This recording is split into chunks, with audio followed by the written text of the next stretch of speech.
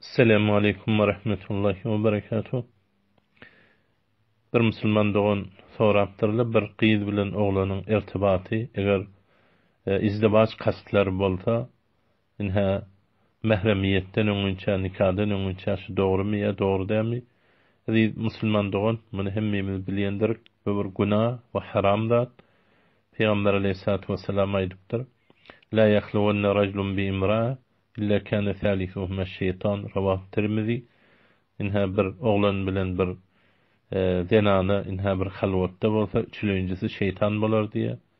Inha فلا تخضعن بالقول فيطمع الذي في قلبه مرض.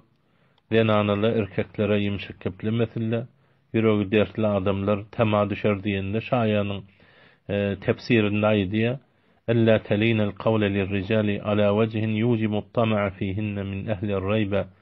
Inha bir tama düşürýän bir yumşak sözleri sözlemelidir diýip inha şey diýip aýdy. Yani erkek bilen denana nikahleşmege eger nikah bolmasa, hatta kasti izdivaç da bolsa, inha büjüre mobail bilen kepleşip durmaga şer ijaza bermeýär. Inha aljagy belli däl, kimin ölüp kimin galjagy belli däl. O atejeleriniň tesmimi belli däl. Ondan soň büjüre kepleşipdir diýip eşdilip soň bendäniň gyzyny hiç kim alanok, soň gyzly garryp galyp, ine şuň ýany şeriatyň aýdýan hökümlerinde, ýerinde näçe hikmetler bar, gerçi biz şolary bilmesek-de, inha zahir şonuň kanunyna etigad edip iman bilen gidibermeli musulman.